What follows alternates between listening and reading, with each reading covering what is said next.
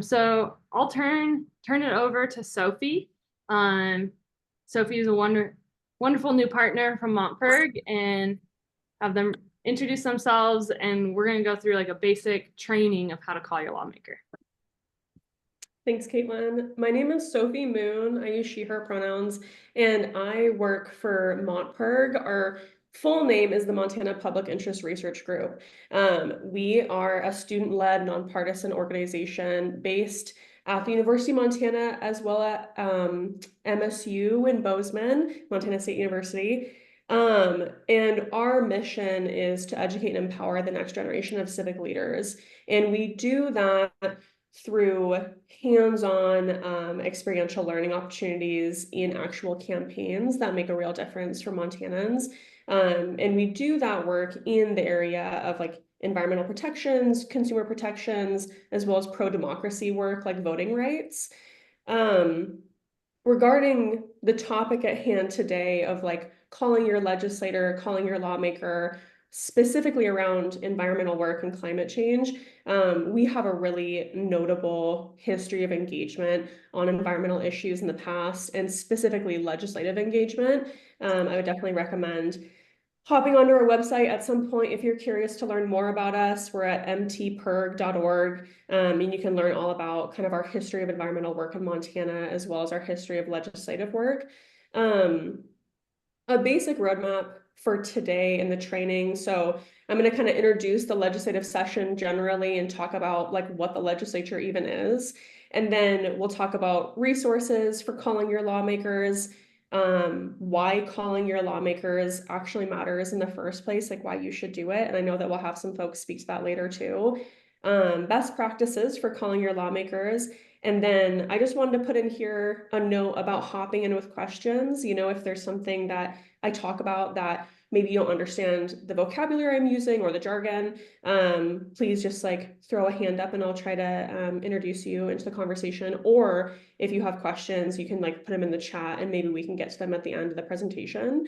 So if that sounds good, I'm going to go ahead and hop into a introduction to the legislative session. So in Montana, we have the unique pleasure of having a citizen legislature, and that essentially means that the people who are representing us in the legislative session in the Capitol in Helena are just normal people like you and me, right? They're people who own grocery stores or who are attorneys or doctors, they're nurses, they're teachers, right? But the point is that we have a citizen legislature, and these people are not career politicians. They're people who have lives that are very normal, that are very similar to ours, and live all over the state of Montana. And every 2 years, we have a legislative session for 90 days. So it's this kind of crazy mad dash that happens every 2 years, where all the laws and the budgets for the state of Montana are decided.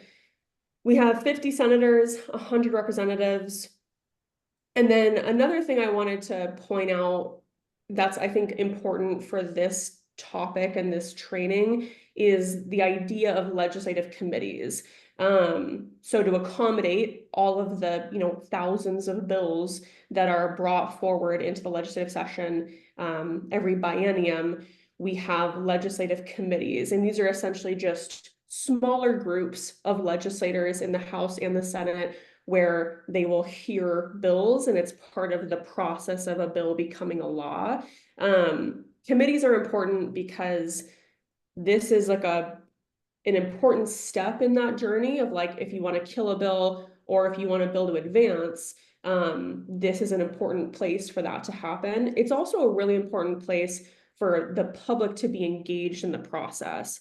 Committees are places where they have hearings, and hearings are opportunities for normal folks like us, citizens, members of nonprofits, members of parties, to provide testimony about bills that they're hearing.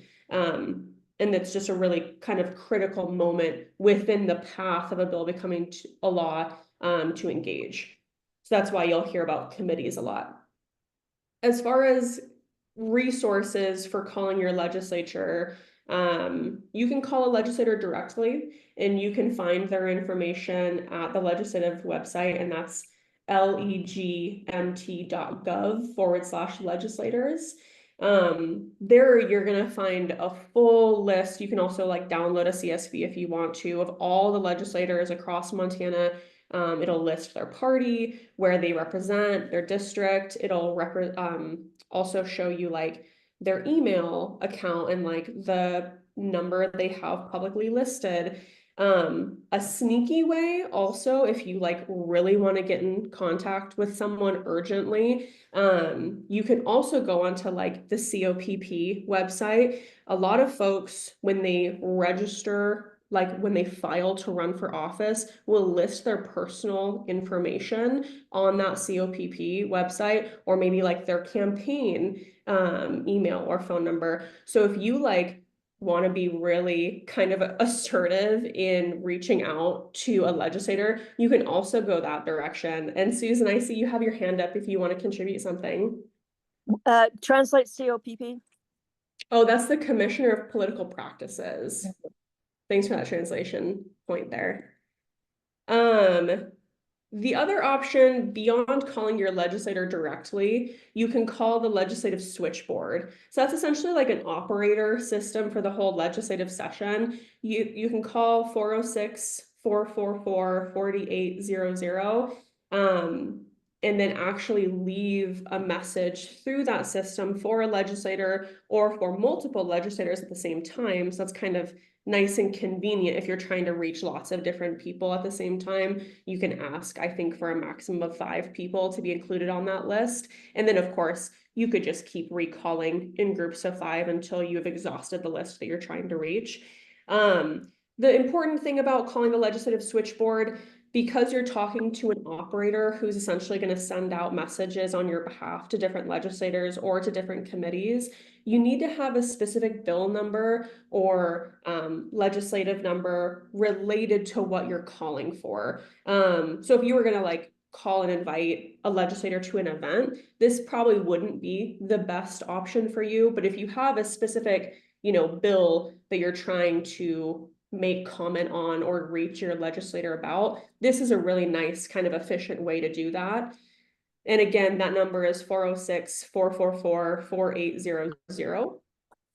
The other sort of legislative resource that I wanted to leave you guys with is just legmt.gov. The legislative website is a wealth of resources for citizens. This is a place where you can find your legislator. You can look up other legislators in counties where maybe you have relationships that you can kind of pull in. You can look up and track bills. You can look up committees and when their hearings are. And then you can also watch and listen to hearings on that legislative website too. So I would definitely recommend, if you're planning on being involved in the legislative session, kind of familiarizing yourself a little bit with that legislative website, because there's a ton of information on there that can be really helpful.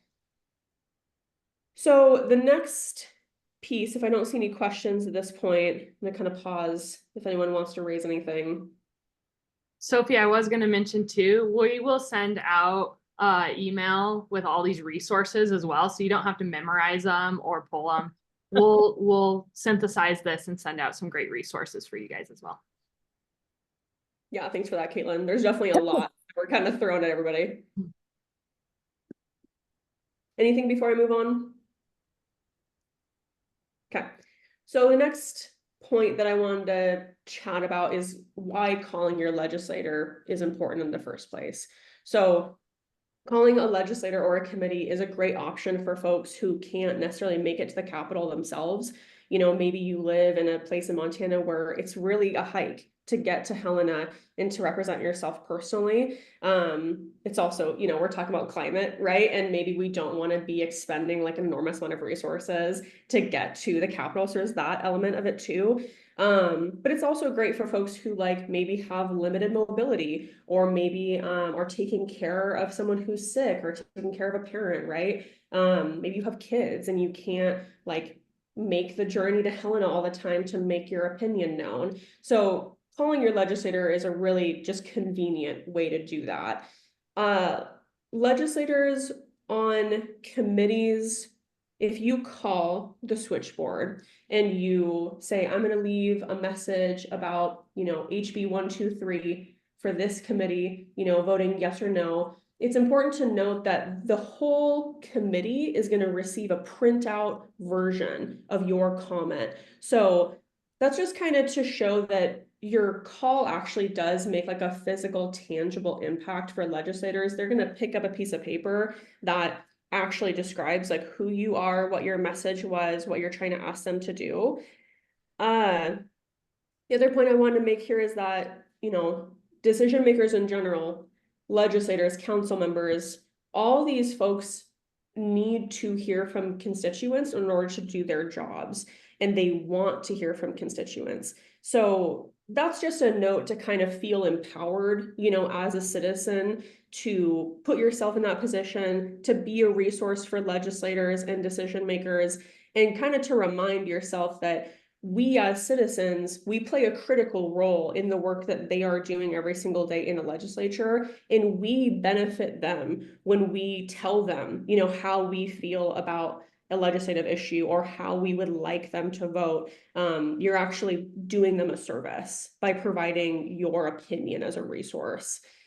The other piece here is that, you know, legislators need to be held accountable for bad decisions and celebrated for good ones. And we as citizens, through calling them or through showing up in person, can participate in that kind of like accountability piece. So, you know, that's also a good, you know, relationship builder too. Maybe it's a good idea to not only call someone, you know, when you're asking them for something, but also to call them and be like, hey, I noticed that you made a good vote the other day on this thing that really matters to me. And I just wanted to let you know that I appreciated it. And I saw that you made that vote. So it's kind of an accountability piece for citizens.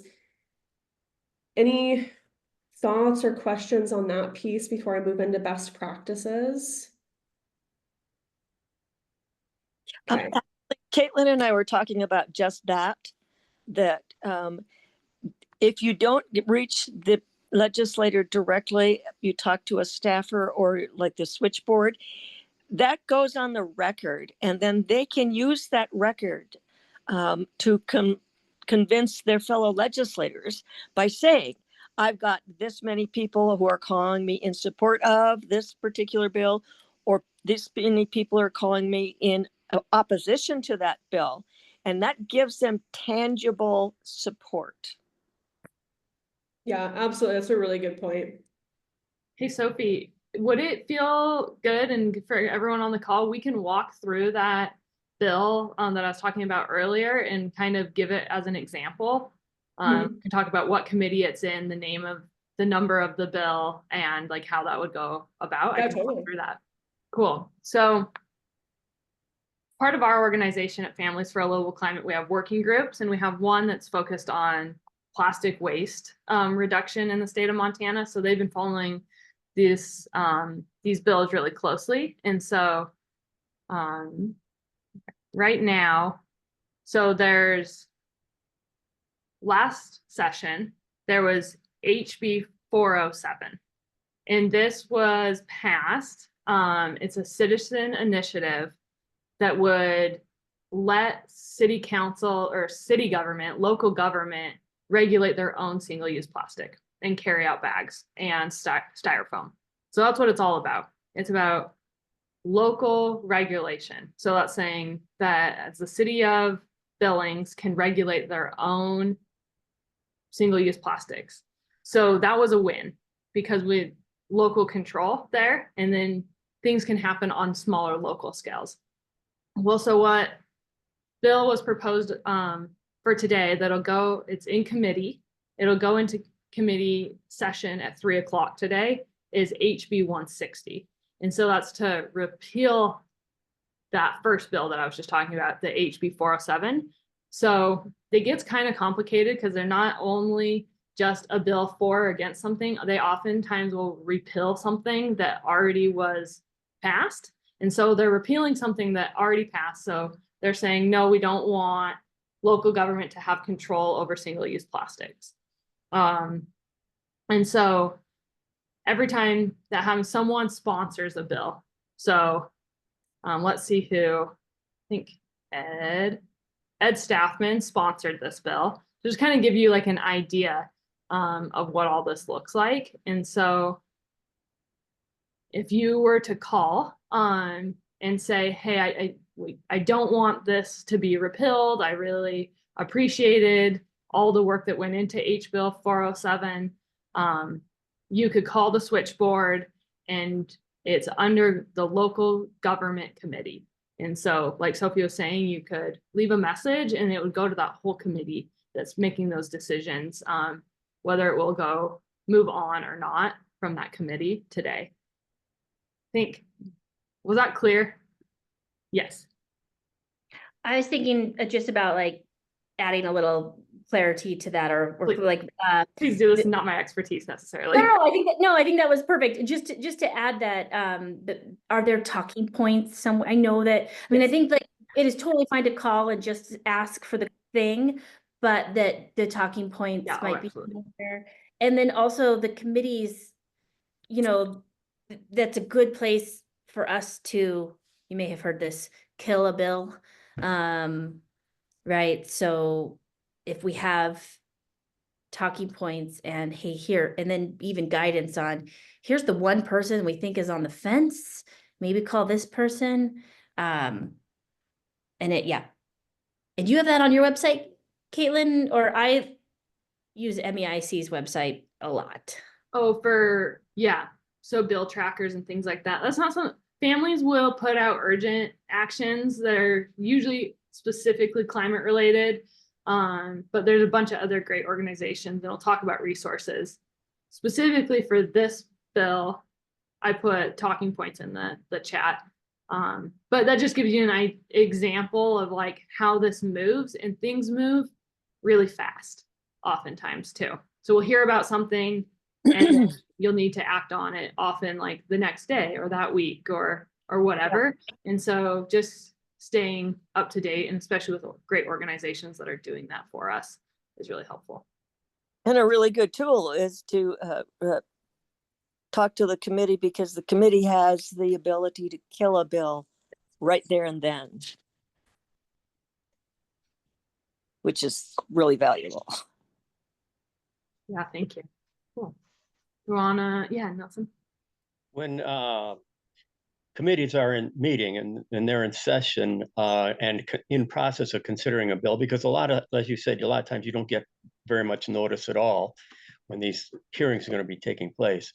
You know, if you call their office and leave a message, what are the chances they're going to get that message? Is it better than in that case? Are they connected to email while they're in a committee meeting? Is it better maybe to send an email that they'll see? Or, you know, what do you advise? I mean, I think if you're, and Michelle, maybe if you want to pop in here too, my understanding is like, if you're really up to the line, you could just ask to the person you're talking to on the switchboard, like, is my legislator going to receive this comment about this bill before the hearing? Especially if you're calling the day of the hearing, I would just ask your switchboard operator if they're going to receive that information in time for their hearing. And then if not, then you have other options. You could directly reach out to the legislator through email or phone. You could also show up for that committee hearing and just do the comment you were going to leave over the phone through the committee hearing.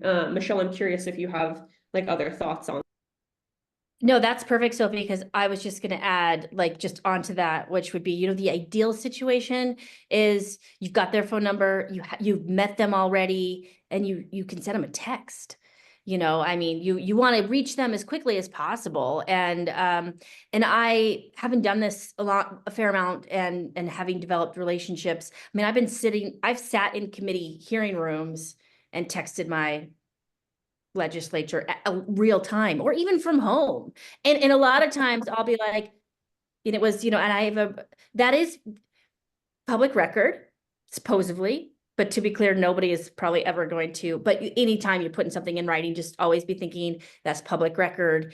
But I'm texting my Republican representative. I'm not really worried about, and I might say, that was a good comment, or thank you, or like real time in the hearing. And that is like ideal situation because you know that human and you might be able, yeah, you're reaching them real time. Because they're super busy and information is flying at them. And so texting works. Right. That's a great idea because they start their day at dark 30 with private meetings and breakfast meetings and setting their agenda for the day. And then they've got committee meetings and they've got hearings and then they've got, yeah, it's nonstop madness. So do they have their a cell phone a number that's listed in the legislators directory, or do you have to get that from them somehow? You know, if you want to text them. Maybe Sophie, that's a better question for you. Sorry, I believe sometimes they list their personal cell on the website. Sometimes they don't. So, you know, ideally, if it is your local representative or senator, you meet with them, you chat with them, and you say, hey, can I love your phone number? And they should absolutely say yes to just giving you their cell phone. And I'm sad to say, I'm sure every single one of them have a cell phone and it's in their hands at all times, right? So you just need to get that number, and how to get that number is, yeah, sometimes they share it and sometimes you have to like dig a little bit deeper. All right. Is that right, Sophie? Is that your experience too? Yeah, I think that's totally on point. And I think, you know, after you call the number that's listed on the legislative website, depending on what that answering message is, like, I think that could also give you an idea of like, is this a landline that's sitting in their office or is this their personal phone? I would just wait until that voicemail because I think that could probably give you some clues as to like, what number am I calling? Mm-hmm. Cool. So I'm going to drop in the chat. I made this spreadsheet just to keep track for myself. But I pulled this all from that resource online, the look up your legislator.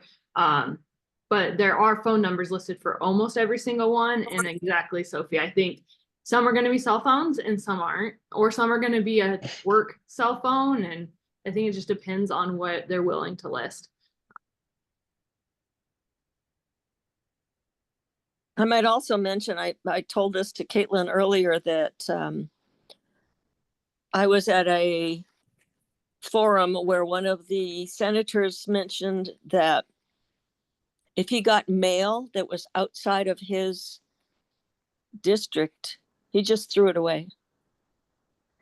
Yeah, I was shocked, but that's how busy they are and how they have to stay focused on their constituents.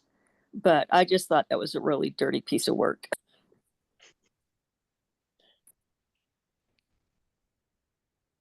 Should we run through some best practices? Does that sound good for everyone? Yeah, I think that makes sense as a next spot. So while we're thinking about, okay, I have understanding of how to get in contact with my legislator. I know how to use the legislative website to kind of keep track of bills and do all that work. Now we're kind of thinking about actually making the call, right? And what that looks like. And I think that, you know, as you're thinking about your legislative engagement generally, whether that's direct lobbying in person, or that's showing up to a committee, or it's calling, or it's sending a letter, or doing a letter to the editor, I think that lots of the best practices that we're going to share here today are applicable for all of those different ways to engage. So as far as the content of your comment, phone calls, again, need to be tied to specific legislation if you're going through the switchboard. So make sure you have, you know, Senate bill, House bill number ready with you when you make that call. Make sure you keep your message brief. You really want to leave like a 2-minute maximum message on someone's phone. Address people by their titles, right? It's a sign of respect, and it also, you know, shows that you understand their position as a decision maker on this issue. Make sure to identify yourself. And, you know, if you're calling on behalf of an organization, make sure to also denote the organization that you're calling with too. And a basic structure is like, hello, you know, title, last name, committee chair, whoever you're trying to call, my name is, and then include your name and your organization if that's appropriate. I'm from Missoula, wherever your hometown is, wherever you're calling from, and I'm calling to encourage you to vote yes, no on whatever bill you're calling about. Make sure that you're specific in what you're asking them to do, because decision makers can't, do what you want them to do unless you're specific about what you're asking them to do. So being specific, it might sound overly direct or rude, but as long as you're polite in your phone call, specificity is actually going to help the decision maker understand what you're trying to ask them to do. And then end with something about, I'm asking you to vote yes or no because it includes some kind of testimony, right? So when you include testimony, make sure to use evidence. So examples or short narratives, maybe personal testimony if this issue directly affects you or someone that you're close to. And then as far as like conduct and best practices, make sure to make a good impression. Sometimes you only get one shot to have this, direct conversation with a legislator. So definitely use it to the best of your advantage, and know that this conversation or this message that you're leaving really could linger for that decision maker, and it could be the deciding factor for them on an issue. So try to make a good impression. Be polite always, regardless of who you're talking to, and kind of whether you have, political differences with this person, always be polite. Then there's this kind of idea of like applying pressure and versus making threats, right? So we want to apply pressure to decision makers to do what we would like them to do. We never ever want to make threats to decision makers. So use persuasive language, use factual information, reference broad support if that applies to what you're asking for. If you're talking about like plastics, for instance, you could maybe reference the amount of voters who passed that initiative, right? As like a reference of the broad support for plastics and reducing pollution. You could also, be passionate in your testimony. You just need to make sure that you're also using factual and verifiable information. And then this idea of like not making threats. Don't tell people that you're going to write them off. Don't tell people that you're going to vote them out of office, right? This person might be someone who you want to call later in the session to ask them to vote a certain way. So if you kind of burn that bridge early, it's going to be really hard to call them later and ask them to kind of reconsider your opinion. Again, the legislature is full of real people, just like you and me, who are humans, who make bad decisions and good decisions. It's not necessarily black and white all the time, and people have lots of complicated reasons for why they make decisions. So, using this as an opportunity to like build a real relationship with someone and recognize that this person who's making a decision is also just a person like us. Acknowledging their humanity, thanking them for their time, even if that time was not great. Thanking them for a previous vote is great to do. Bringing up a personal connection, if you're from the same hometown, be like, remember that old grocer, or like, remember that beautiful cottonwood that used to be on that corner, right? Like kind of bringing them back to their home district, because people get kind of lost in Helena sometimes. And then the last note I have on conduct is just being prepared. So before you make the call, I highly recommend like writing out a script for you. That's also going to help you keep your phone call to under 2 minutes, especially if you're leaving a message. I even will make a script every time I make a phone call too, because it just keeps me on my talking points. It keeps it short and sweet. And then it eliminates any extra processing that you might have to do in the moment. Don't be shy about calling. Legislators want to hear from constituents. So, be happy to just like pick up that phone, make the call, try to be confident when you're on the phone with them.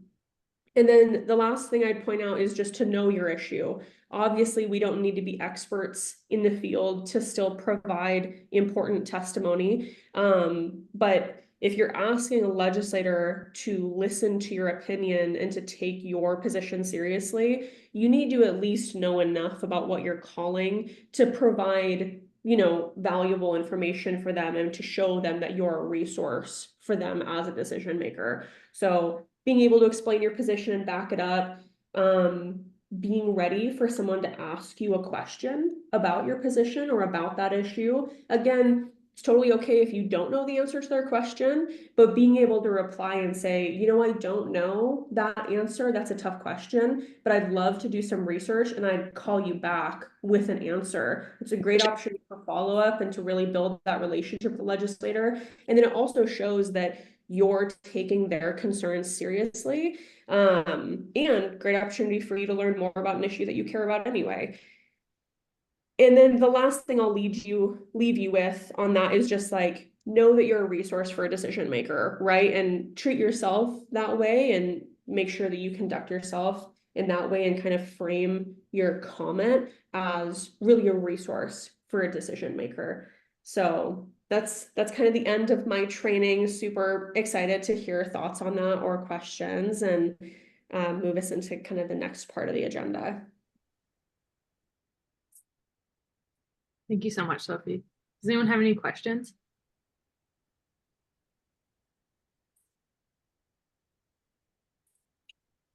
Great.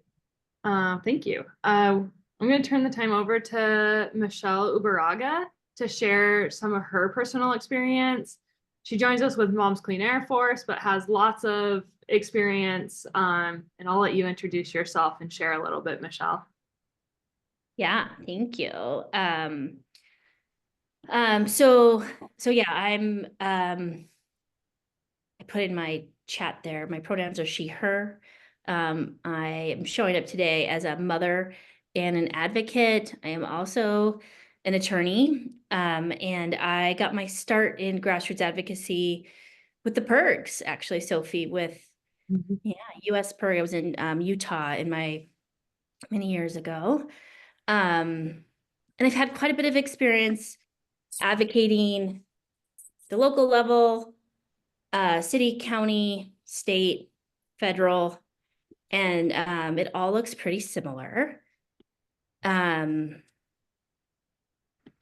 it's really like, I think the most important thing to think about is it's relational, right? And I wrote my notes here, and I'm gonna I want to maybe focus on more like a personal story about lobbying, because I think, I've been doing this it is my profession. I also have a full-time job in conservation, but like, this is all just like, it matters deeply to us and just showing up as our true selves as humans. And that's really, really important. And to like say, like, there is really no barrier to entry that, so I'm gonna tell a story. I was, Moms does what they call a play-in for climate action, and it's in DC, and it's a full day of speakers, events. You do a lobby. It's like our Climate Advocacy Day, except it's like in DC. And we do trainings, we get prepped, and then we go on the Hill all together to talk to our legislators.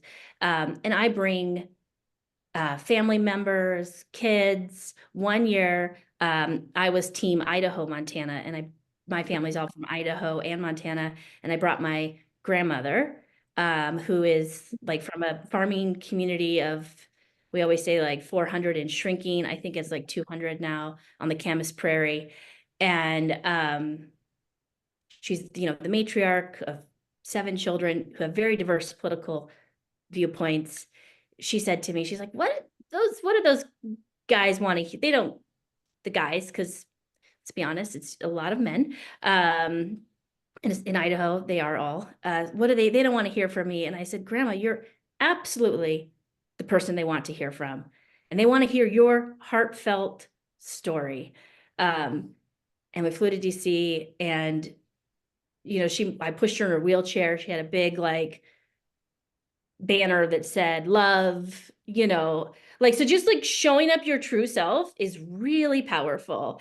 And then I also believe in leading like a mom. like, like assume the best intentions.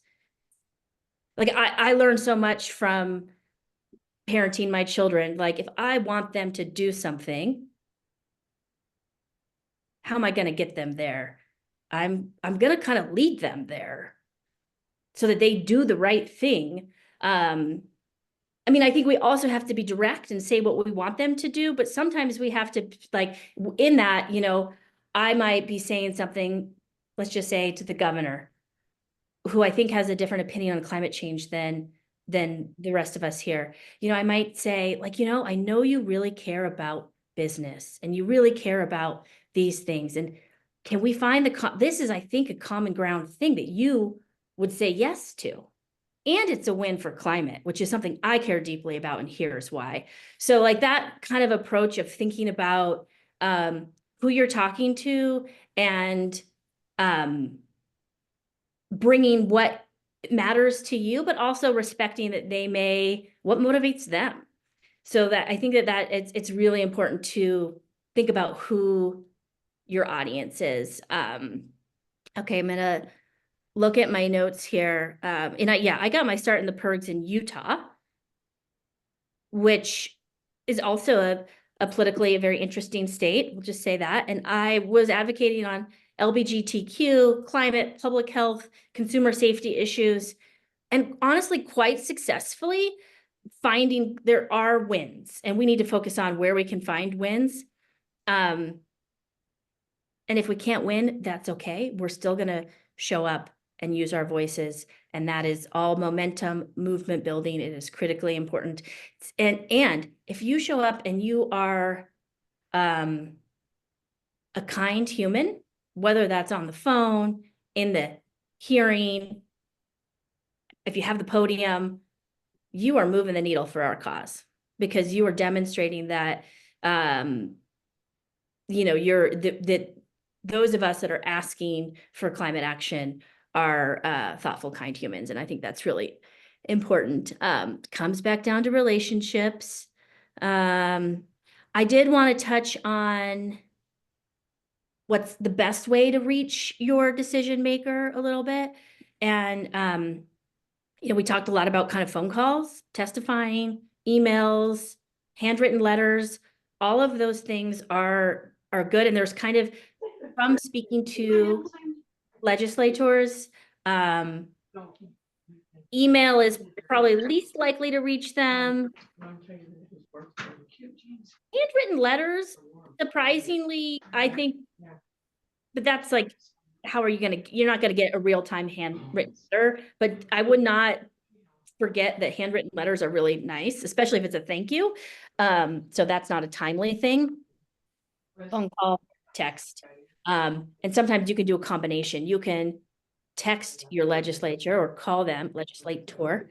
I'm a lawyer and I can't say the words right or remember the acronyms. So just also say you don't have to be perfect. You have to be human. But if you want to give them a call, shoot them a text and say, hey, I know that this is coming. You're going to be considering this at the next hearing. I sent you an email with more information. Just wanted you to know, that's also a nice way to keep it short and sweet, give somebody a heads up that you sent them something. So it is all relational. So I really highly recommend like looking at resources that Caitlin shared and identifying who represents you. Who do you get to vote for? And reaching out to them in your community, and ideally before the session, but we're in the session now. So reaching out to them and just asking if they have time for coffee. And then get to know them and share what your interest is, ask them questions, ask them for their phone number. And, when you can show up in that situation, also to Sophie's point, where you're not asking anything of them at this point, you're just getting to know them so that when you do reach out with an ask, you already have relationship. My dad said, those are deposits in the bank. You want to deposit more than you withdraw, right? So that you have this social capital, I guess. Looking back at my notes, and I don't want to go over my time too much. Get coffee. Oh, testifying. You said this, Sophie. Remember to be clear and concise, polite. Speak like a mother. Oh, this is my little tip. Has anybody ever heard of the thank you sandwich? Cute chair. That looks like one of I learned this, actually, I think Yep. I learned this with the PIRG, Sophie, like knocking on doors, like you start, I don't remember where I learned it. Maybe it's fundraising, start with a thank you, end with a thank you, thank them for their time. Thank them, it could be a thank them for their, you always want to like, thank you sandwich. That's just like, it's a good rule of thumb in an email and a phone call and and so it is really useful. If you're talking on the phone, hey, I saw you voted on this thing that was great, thank you. If they haven't done anything good, hey, I know that this is a big time commitment. I appreciate that you're willing to represent Montana. Like they are, Sophie, to your point, they're not really fortunately, they are not, that's a barrier to entry for people that need to earn money and have children and all these other things because they are not really compensated. And so thank you. There's always something you can thank them for. And then I'll just close by, saying that I have experienced my local legislator. I don't think he even read the bill that I was concerned about. And I've had many meetings with him. I'm like, and it was like his bill that so they don't even write the bills. They submit an idea, somebody writes it. Most of these individuals are not attorneys, some are. So just to like say, you may have more knowledge about the issue than they do. You may not. You can also, if you don't have to have the answers. You can also ask them, hey, I see this bill. I live right outside of Yellowstone. I'm worried about wolves, but I'm confused. What is a fur bearer? Feel free to ask them questions as well. Like you don't need to know. And that could be a really good way to learn what they know. Because they may be like, I don't know. And then you can be like, oh, okay, my legislature doesn't really know much about it. That's a very interesting piece of information for you. Yeah. And again, I work for conservation.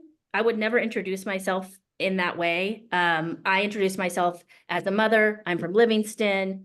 I think that the more, if you're representing an org or in any kind of interests, sometimes that is an immediate, unfortunate. Yeah, Susan, but you're laughing. It's true. Like they will just be like, no, thank you, move on.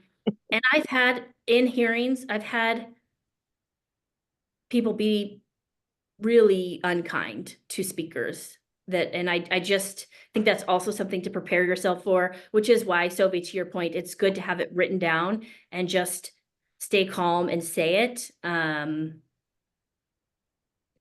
it's unfortunate that they may be unkind, but it does happen sometimes. Okay, I think I used up my time, if not more, so I will stop there. Thank you so much for sharing. And I think what's so wonderful and I just wanted to highlight is you have so many credentials, Michelle, but you lead with being a mother. And I think there's a lot of power to that. And I just wanted to point that out and respect that. Well, in the interest of time, That was the hardest thing I did, so. I understand. Go ahead. We're going to hear a little bit from Susan Evans, who is a volunteer with the Montana chapter of the Sierra Club, and her experience. I don't think that we'll have time left over before 1. I want to honor that to actually make any calls, but I'll give you guys a script if you want to invite your lawmakers to Climate Advocacy Day, or if you want to, we'll give you all those resources to track bills. There's so many good ones through Forward Montana has a great resource. Sierra Club has a great resource. So does MEIC. Families for a Livable Climate has some resources. There's a lot of organizations doing this work of tracking bills. And so you can get on updates to make comments and testify and things like that. But Susan, I'll turn the time over to you. Okay, thanks. I'm Susan Evans. I live up in Polson at the southern end of Flathead Lake. And I use the pronoun she, her, and I'm the mother of 3. All of them served in the military. So I have a kind of a unique outlook on life, having been an Army wife. Again, it's the same thing. We have to be human when we're talking to our legislators, and we have to nip it in the bud if they feel like they want to be our daddy or be our boss. And we need to politely remind them that we need them to be our voice in the legislature, because we can't be there. And they're, like you say, they're human beings, and we need to remember that as well. But they can also be really snotty. And I saw that in a committee meeting where a really obtuse senator asked Ann Hedges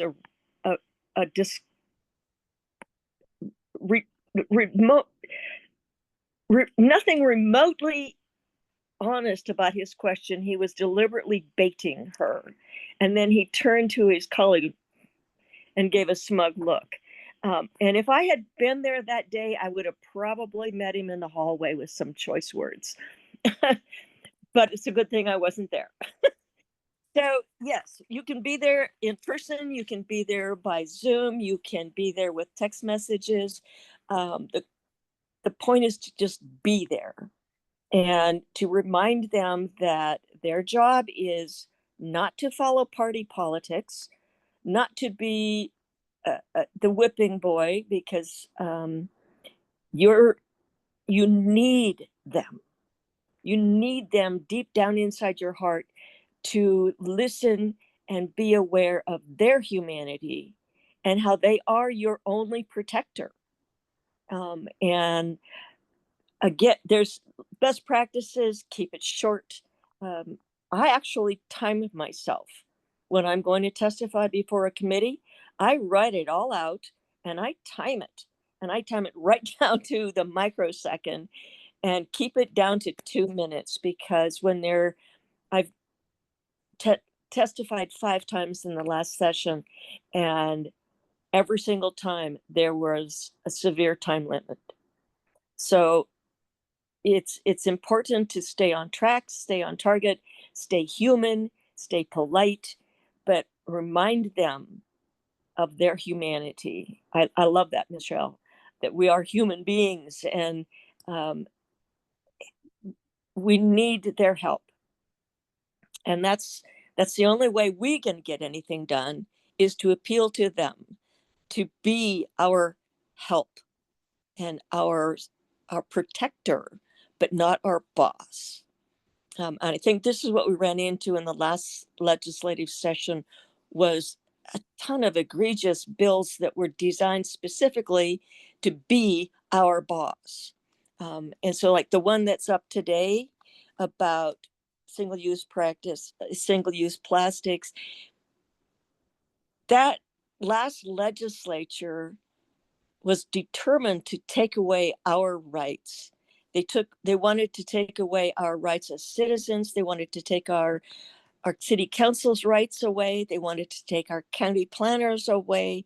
And it's all down to the power struggle. And we have to remind them that it's not about the power. The power is in your heart. And that's the only way we're going to sway them, is to appeal to their humanity and keep it short. So and by the way, I do that when I testify as Susan Evans. I don't tell them I'm from the Sierra Club, although I get all my information and all my facts and figures from the Sierra Club. We kind of have this reputation as tree huggers, and and sorry, but I climbed trees all my life. And I am definitely a tree hugger, but I don't tell them that. I tell them I'm Susan Evans. I'm from Polson, Montana. I'm a small business owner, and I need you to listen and be on my side. Okay, that's all I've got to say. Thank you. Thank you so much, Susan. I love trees as well. Why not? I just really appreciate everyone coming together, sharing their experiences, listening to this, and hopefully it empowers us through this legislative session to speak from the heart and find those personal connections. come find me next week at Climate Advocacy Day. Say hi. I'll be running around. And I would just really appreciate seeing some warm, happy faces. So I will encourage everyone here to make a call in the next week or so to your lawmakers, whether you want to speak up for a bill or against one, or if you want to invite them to Climate Advocacy Day, say that, you know, hey, I'll be there. Please come down for lunch. I would love to meet you. That's a great option. And so I'll send out a script as well and some resources. I think Michelle put in the chat, MEIC has some really great resources. They have a bill tracker that they keep up to date. They have 5 lobbyists in Helena. And so they do these weekly updates on Zoom of what's going on in the session and what to keep track of. And so that's a great resource, especially if you are following want to follow environmental bills. So, Sophie, do you want to add anything else? No, I think this is perfect. I also just want to say thank you for all of you to, showing up today and being part of this process, and best of luck in your legislative endeavors. Does anyone have any questions or comments? I'm gonna be running the coloring table. So just to say, like, we also need to make these spaces accessible as possible. So bring a friend, bring your neighbor's kids, your kids. I don't know. I think the more that we're there in community, and so come color with me if you want to. Look forward to seeing y'all, meeting you in person. I designed some really punny coloring sheets. Oh yeah, I had a friend ask me to design some coloring sheets for her, and they all involved pithy sayings. Perfect. Thank you Yeah. for organizing. Can I ask a quick question? Sure. Yeah, I'm just wondering, we were talking about calling legislators when the bill is being talked about and heard in the committee. And like with this HB 160, with that bill, like it's already today that's happening. Would it be when what would be the next steps with that? And then would it still be good to call even though they're already having that hearing, like seeing if it gets passed through, and then who would you call at that point? Because that's kind of my question, if that makes sense. Michelle, do you want to speak to that? Because it looks like this bill is specifically going to be in committee today to give you show you where that. Yep, and you call. I would recommend calling them today. If you can't call them today, you can still call them tomorrow. So a lot of times there's usually 2 hearings, and then once it gets out of if it gets out of committee, then it still goes to the floor for a vote, and then once it, so there's still many so I don't worry if you catch them after the hearing, and maybe if you got them on the phone, you can be like, oh, well, how did it go? What were people saying? But yeah, there's usually more than one opportunity for them to vote. So I would just, if you don't catch them today, if you leave them a message and they hear it tomorrow, still worthwhile. Okay, like even to leave the message on the switchboard, like for the whole committee. Yeah. Okay, cool, thank you.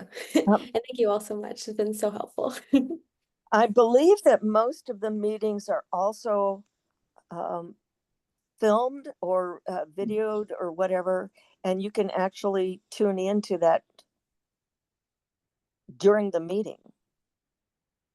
It's kind of the same thing with the Zoom thing, but just as an onlooker, and so you can hear the comments they're making and who's supporting it and who's not, and that gives you. If somebody's not supporting it, gives you the opportunity to call them up and say, I see that you're not supporting that. Can you give me some reason why? Is there something I can convince you to look at it again? Or if they are supporting it, call them up and say, thank you. I really appreciate you supporting that. I also think, Susan, to your point, just watching, if you're feeling like you could just watch one and you don't have to speak, and that's another way to just kind of get more comfortable with it. I think the lobbyists in Helena, they're like so practiced and so polished. Like, we don't necessarily want to be that, but watching one or two might just shake your nerves a little bit. I will say next week, if you are there for Climate Advocacy Day after the rally, we're gonna have a bunch of people go into the chambers and just watch a session. And that for me was so helpful to just see how they're run. And I was like, oh, okay, like it's not as intimidating as I like built up in my mind. Just a bunch of people like making comments on the floor. And so it's really nice to hear. And I got kicked out because my children were being loud. So whatever. That's all right. They It's had, fine. yeah, they had a demonstration there, and the news people zeroed in on a friend of mine who had a very distinctive sweatshirt that I had made for her. So my artwork got on TV. Yeah. Wonderful. Thank you. Feel free to reach out throughout the session or whenever, and let us know if you have any questions or need support. So glad that you guys all joined us. All right. Bye-bye. Bye. Thank you all so much. Thank you, Caitlin.